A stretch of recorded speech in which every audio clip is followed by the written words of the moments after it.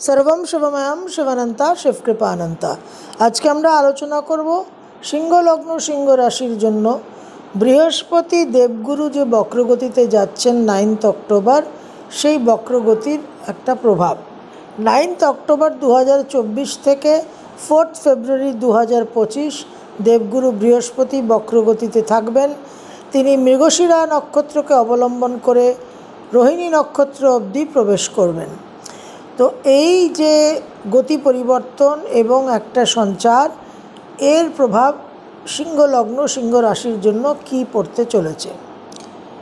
তো প্রথমেই যেটা আলোচনা করব, যেটা জেনারেল ভিডিওতে আলোচনা করেছিলাম, যে সবসময় আমাদের যে একটা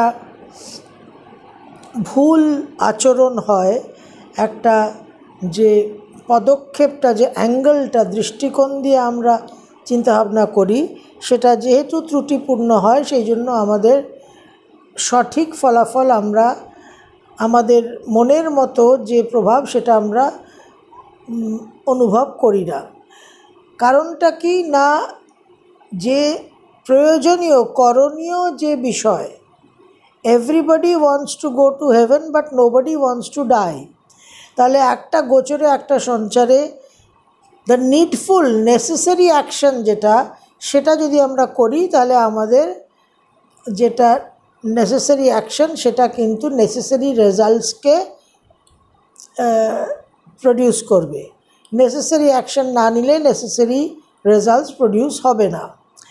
তো চিন্তাভাবনা করা, আত্মবিশ্লেষণ করা, এনার্জিকে ব্যবহার করা, এনার্জি, ইউনিভার্স, ব্রহ্মাণ্ড কী মেসেজ দিচ্ছে, কী বার্তা দিচ্ছে, হোয়াট ইজ দ্য অ্যালার্ট, এটাকে স্টাডি না করে একটা রোবো, যে মেশিন, যে যন্ত্র, তার মতো শুধু ফলাফলটাকে ভোগ করা এবং সেই ফলাফলই বারবার বারবার রক্তবীজের মতো পুনরাবৃত্তি হতে থাকবে এবং জীবনে দুর্ভোগ এবং দুর্ভাগ্যের শেষ হয় না। তো ইনার্শিয়া অফ রেস্ট বা ইনার্শিয়া অফ মোশনকে কোথাও না কোথাও যদি আপনি একটা ইন্টারভেনশন করে, একটা কোনো প্রয়োগ করে যদি পরিবর্তন না করেন, তাহলে সেই রেস্ট বা মোশনের পরিস্থিতি কিন্তু আপনার জীবনে চলতেই থাকবে। সুতরাং যদি সুখ, সমৃদ্ধি, সাফল্য জীবনের প্রয়োজন হয়, যদি চাহিদা হয়, তাহলে তার জন্য একটা পরিবর্তন, একটা নিজের ইচ্ছা শক্তিকে প্রয়োগ করতে হবে। তো if you want to go to heaven, you will first have to die. এবং দ্বিতীয় বক্তব্য, দ্বিতীয় যেটা মূল ভাব, সেটা হচ্ছে যে একটা সুচিন্তিত একটা পরিকল্পনা, যেটা ওয়ারেন বাফেটের বিশেষ একটা বক্তব্য, যে idiot with a plan can bit a genius without a plan. তো বৃহস্পতি আর শুক্রের একটা বিশেষ সম্পর্ক আছে। দুজনেই গুরুস্থানীয়, একজন দেবগুরু, একজন দৈত্যগুরু। বৃহস্পতি আমাদের উইজডম দেয়, আমাদের প্রজ্ঞা দেয়, কিন্তু আমরা কখনো ভাবি না যে এই উইজডমটা, এই প্রজ্ঞাটা আসে কোত্থেকে, হাউ ইজ ইট ক্রিয়েটেড, এটা তৈরি হয় কোত্থেকে, এটা একটা প্রসেস থাকবে, there must be a way. তো উইজডমটা, প্রজ্ঞাটা তৈরি হয় জীবনের অভিজ্ঞতা থেকে, জীবনের অনুভূতি থেকে। আপনার জীবনে, আমার জীবনে যা কিছু ঘটছে, সেগুলো ঘটবার পর একটা অ্যাসেসমেন্ট করা, একটা চিন্তাভাবনা করা, একটা পর্যবেক্ষণ করা, এবং সেখান থেকে আমরা নির্যাসটা তুলে আনি, সেখান থেকে যে লার্নিংটা, যে শিক্ষাটা, সেটাই হচ্ছে wisdom. The gleaning of the wisdom হচ্ছে আপনাকে আপনার অ্যাকশানগুলোকে এক্সামিন করতে হবে। তো অতীতে আমরা কি করেছি, আমাদের কি পদক্ষেপ হয়েছে, কীরকম আচরণ হয়েছে, সেখান থেকে নিজেদের একটা অ্যাসেসমেন্ট করে যে তথ্যটা বেরিয়ে আসে, যে ফ্যাক্টসগুলো বেরিয়ে আসে, দ্যাট ইজ উইজডম। এবং সেই উইজডমের উপর বেস করে আমাদের ভবিষ্যতের জন্য যে প্ল্যানিংটা করা, যাতে we do not repeat those mistakes, সেই প্ল্যানিংটা হচ্ছে শুক্র। এবার এখানে ন্যাচারালি একটা ইগো ক্ল্যাশ হয়, এক ইগো ইস্যুস হয়। বৃহস্পতি বলে আমার ক্ষেত্রটা বেশি ইম্পর্ট্যান্ট, শুক্র বলে আমার ক্ষেত্রটা বেশি ইম্পর্ট্যান্ট। তো যখনই একটা কনফ্লিক্ট হবে, একটা ইগো ইস্যু হবে, তখনই কিন্তু লসেস উইল অকার। তখন আপনি পুরো যে কমপ্লিমেন্টাল, সাপ্লিমেন্টাল যে বেনিফিটটা, সেটা কিন্তু পাবেন না। তো সেই জন্য দৈত্যগুরুর গৃহে দেবগুরুর অবস্থানে দৈত্য এবং দেবগুরু দুজনের উভয়েরই যে আমাদের জন্য যে মেসেজটা, যে লেসনটা, সেটাকে নিয়েই আমাদের চলতে হবে। সুতরাং একটা প্ল্যান করে চলা, কি করব আমি, তো এইভাবে কিন্তু আমাদের ভাবনা চিন্তা করে চলতে হবে। গ্রহ বক্রী হয়েছে, বক্রী হওয়া মানে পৃথিবীর কাছে আসা, বক্রী হওয়া মানে আরও বলবান হওয়া, বক্রী হওয়া মানে ইন্টারনালাইজ হওয়া, মানে চিন্তা ভাবনা করা, সার্ভিসিং করা। গাড়ি সার্ভিস করার সময়, এখন গাড়ি চড়ার সময় নয়। গাড়ি যখন সার্ভিস করতে হবে তখন যদি গাড়ি চড়েন তাহলে আপনি বিপদে পড়বেন।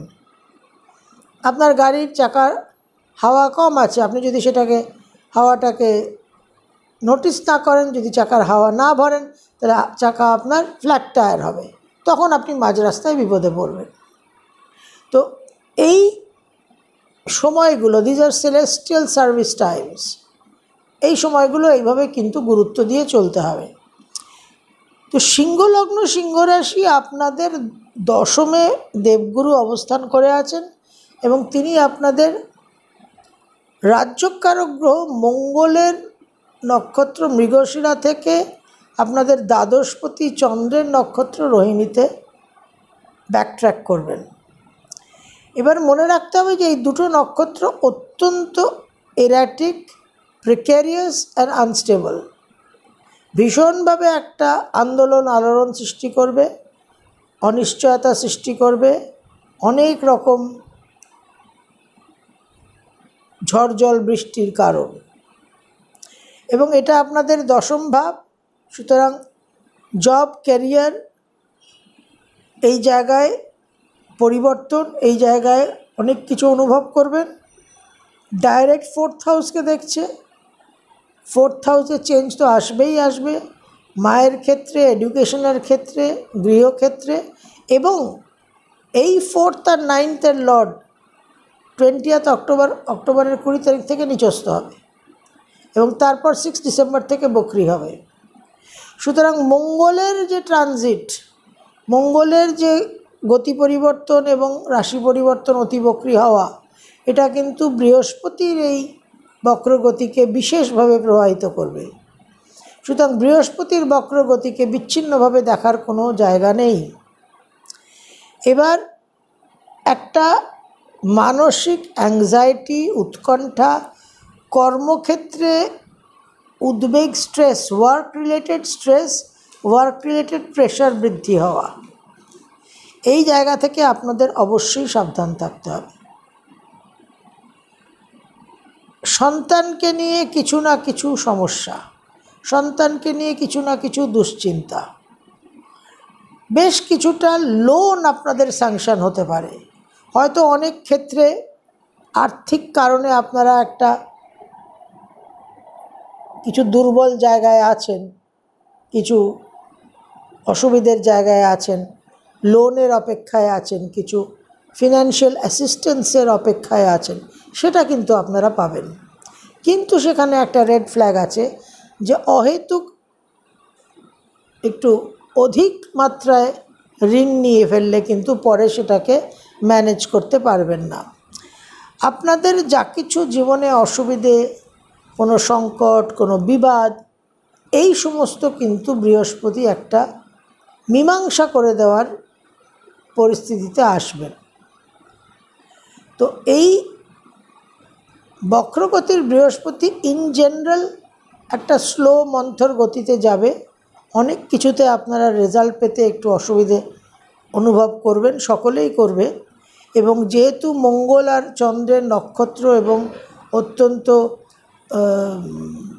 একটা ইম্যাচিওর নক্ষত্র, তো সেই জায়গায় একটা অধৈর্য ভাব আসবে, কিছু র্যাশ ডিসিশনের একটা প্রবণতা থাকবে। সেই জায়গায় অবশ্যই কিন্তু নিজেদের একটা কন্ট্রোল করতে হবে। এই বৃহস্পতি পরাশর মতে আপনাদের দ্বিতীয়, চতুর্থ আর ষষ্ঠ ভাবকে দৃষ্টি প্রদান করছে। তো ন্যাচারালি একটা আপনাদের যে ফ্যামিলি, আপনাদের যে সঞ্চিত অর্থ, মানি ইস্যুস, এই জায়গাগুলোতে আপনারা প্রভাব অনুভব করবেন, গৃহভাব এবং কর্মভাব। শত্রু বৃদ্ধি হওয়ার কিন্তু একটা সম্ভাবনা আছে। তো সেই জায়গায় কিছুটা আপনারা সবসময় শত্রু না হলেও কিছু প্রতিপক্ষ, কিছু অপোজিশন, এই জায়গাগুলো কিন্তু আপনারা দেখবেন। কারণ জুপিটার ইজ অ্যান এক্সপ্যান্সিভ এনার্জি। বৃহস্পতির দৃষ্টি যেখানে পড়বে সেই জায়গাতেই একটা বৃদ্ধি হবে। তো ষষ্ঠভাবে যখন দৃষ্টিটা পড়বে তখন সেখানে কিন্তু আপনাদের কাজের চাপ বৃদ্ধি হবে, লোন বৃদ্ধি হবে এবং শত্রুভাব, অপোজিশনটাও কিন্তু বৃদ্ধি হবে। এছাড়া আমরা যদি জৈমিনী মতে একটু অ্যাসপেক্টটা দেখি, যেটা দরকার, কারণ উই অলওয়েজ লুক অ্যাট একটু এক্সট্রা ডেপথে গিয়ে আমরা আলোচনাটা করি যখনই ক্রিটিক্যাল বিষয়গুলো আসে। তো জৈমিনী মতে বৃহস্পতির দৃষ্টি কিন্তু আপনাদের দ্বাদশ, তৃতীয় আর ষষ্ঠে আমরা দেখতে পাচ্ছি। তো সেক্ষেত্রে কিছুটা মঙ্গলের উপর কন্ট্রোল থাকবে বৃহস্পতির। আবার যেহেতু বক্রী বৃহস্পতি, সুতরাং মঙ্গলকে সঠিকভাবে চালনা না করে আরও প্রশ্রয়ও কিন্তু এই বৃহস্পতি দিতে পারে, এবং সেটা যদি আপনাদের জন্মছকেও সেই এনার্জিটা থাকে তাহলে কিন্তু আপনাদের বিশেষ সাবধান হতে হবে। থার্ড হাউসে বৃহস্পতির যে দৃষ্টি, তাতে আপনাদের নেটওয়ার্কিং, যোগাযোগ ইত্যাদি বৃদ্ধি পাওয়া এবং গৃহ পরিবর্তনের যোগটা বিশেষ করে সেটা কিন্তু এনহ্যান্সড হবে। আর সিক্সথ হাউসে ষষ্ঠভাবে কিন্তু ডাবল একটা অধিক মাত্রায় আমরা অ্যাসপেক্ট পাচ্ছি। সুতরাং কর্মভাব, লোন ইত্যাদি, শত্রুভাব, এই জায়গার উপর এফেক্টটা কিন্তু অনেক বেশি আমরা আশা করতে পারি। এই বক্রগতির বৃহস্পতির একটা ইউনিক ফ্যাক্টর থাকছে যে বৃহস্পতি তার ডিপোজিটার লর্ড শুক্রের সঙ্গে কানেক্টেড হয়ে যাচ্ছে, এবং সেটা একবার নয়, সেটা 3 বার। প্রথমে 13 অক্টোবর বৃহস্পতি আর শুক্র মুখোমুখি থাকছে, তারপর 7 নভেম্বর থেকে 2 ডিসেম্বর শুক্র ধনুতে প্রবেশ করলে পঞ্চম দশমপতির একটা ক্ষেত্র বিনিময়, এটা কিন্তু আপনাদের জন্য বিশেষ শুভ হওয়ার একটা সম্ভাবনা। যদিও মঙ্গল তখন নিচস্থ থাকবে, তাও বৃহস্পতি আর শুক্র পঞ্চম দশমপতি কেন্দ্র কোণপতি ক্ষেত্র বিনিময় করবে, রাশি বিনিময় করবে, এটা আপনাদের জন্য বিশেষ শুভ সময়, সন্তানের জন্য, আর্থিক দিকে, কর্মভাব ইত্যাদি। তারপর 28 জানুয়ারি থেকে 31 মে দীর্ঘদিন শুক্র তুঙ্গস্থ থাকবে, বক্রগতিতে থাকবে মীন রাশিতে। সুতরাং অষ্টম এবং দশমপতির ক্ষেত্র বিনিময় হবে। কিছু আকস্মিক ফলাফল, কিছু আকস্মিক জন্মছক সাপোর্ট করলে অর্থাগম, কিছু স্টক মার্কেট ইত্যাদি হায়ার স্টাডিজে যারা আছেন তাদের জন্য শুভফল, কিছু কর্মক্ষেত্রে স্থানান্তর, ট্রান্সফার, এবং জন্মছক সাপোর্ট না করলে কিছু বেগ অবশ্যই কর্মক্ষেত্রে পেতে হবে। এখন এই শুক্রের সঙ্গে কানেক্টেড হয়ে যাওয়াটা বৃহস্পতির, এই ফেজগুলোতে আরও অনেক চরম ইন্টেন্স প্রবল হবে এফেক্ট বৃহস্পতির বিভিন্ন ক্ষেত্রের উপর। কারণ বৃহস্পতি ডিপোজিটার লর্ডের সঙ্গে কানেক্টেড হচ্ছে। তো এই শুক্রের সঙ্গে কানেক্টেড হবে যে মঙ্গল, যার নক্ষত্রে, মৃগশিরা নক্ষত্রে 28 নভেম্বর অবধি থাকছে, সেই 28 নভেম্বর অবধি মঙ্গল নিচস্থ থাকছে। সুতরাং যে এফেক্টটা, যে প্রভাবটা, সেটা কিন্তু খুবই ইন্টেন্স হবে। এবং বহু ক্ষেত্রে আমরা দেখি বহু ট্রানজিট হয়, এরকম গতি পরিবর্তন হয়, কিন্তু আমরা অনেক সময় অনেকেই তার প্রভাবটা খুব একটা অনুভব করি না।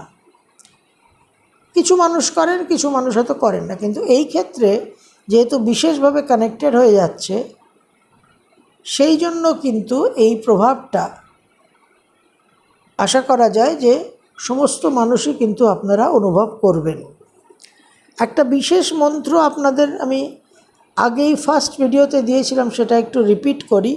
যেহেতু 9 অক্টোবর দেবীপক্ষ, একটা খুব অত্যন্ত শক্তিশালী ঊর্জাসম্পন্ন সময় দেবগুরু বৃহস্পতির গতি পরিবর্তন হচ্ছে, তো মন্ত্রটা আপনাদের জন্য একটু রিপিট করে দিচ্ছি। সিংহ রাশির জন্য যে মন্ত্রটা দিয়েছিলাম, প্রচণ্ড দৈত্য দর্পগ্নে চণ্ডিকে প্রণতায় মে রূপং দেহি জয়ং দেহি যশো দেহি দিশো জহি। প্রচণ্ড দৈত্য দর্পগ্নে চণ্ডিকে প্রণতায় মে রূপং দেহি জয়ং দেহি যশো দেহি দিশো জহি। যারা দেবীপক্ষ পালন করছেন তারা তো একটা রক্ষা কবচ নিজেদের জন্য তৈরি করছেনই। যারা একেবারেই কিছু করতে পারছেন না, অসহায়, সময়ের অভাব, আরও নানান রকম জীবনে প্রতিকূল পরিস্থিতি, তারা অন্তত কিন্তু এই মন্ত্রটি প্রতিদিন 11, 21, 54 বা 108 বার অবশ্যই অবলম্বন করে জপ করার একটা চেষ্টা করবেন। সিংহলগ্ন, সিংহ রাশি আপনাদের পঞ্চম এবং অষ্টমপতি দশমে বক্রগতিতে যাচ্ছে। অষ্টমপতি হিসেবে একটা কিন্তু streak of uncertainty, streak of surprise এবং স্ট্রিক অফ হিডেননেস, তো কিছু কিছু প্রভাব জীবনে আকস্মিকভাবে আসবে এবং কিছু কিছু প্রভাব এই মুহূর্তে না পেলেও সেটা পরবর্তীকালে আপনাদের কাছে ওপেন হবে, উন্মুক্ত হবে। সেই জন্য একটু সচেতন, সাবধান থাকতে হবে, একটু ফিল করতে হবে, একটু প্রোঅ্যাক্টিভ হতে হবে। যে বিশেষ করে কর্মক্ষেত্র, আর্থিক ক্ষেত্র, পারিবারিক ক্ষেত্র, এই তিনটে ক্ষেত্রে বিশেষ করে আপনাদের একটু চোখ কান খুলে কিন্তু চলতে হবে। সর্বম শিবময়ম শিবানন্তা, শিবকৃপা অনন্তা।